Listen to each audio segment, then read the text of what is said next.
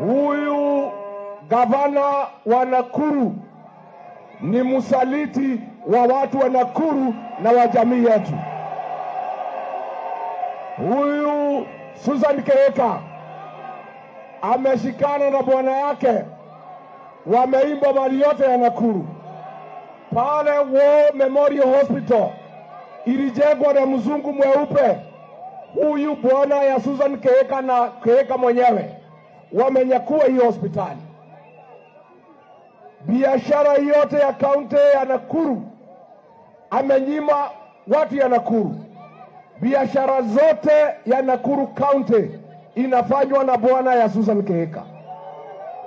Huyu Susan Kehika ni mtu ya Kasongo, wanakula na Kasongo, wanafanya biashara na Kasongo, na kwa hivyo ndio hii Nakuru yetu isimame. Lazima tutafute gavana mpya wa chama chetu cha DCP ambaye atasaidia watu wa Nakuru. Huyu Susan Kehika ni msaliti si msaliti? Ni msaliti si msaliti? Aende asiende? Wangapi wanasema Susan Kehika aende? Harambee!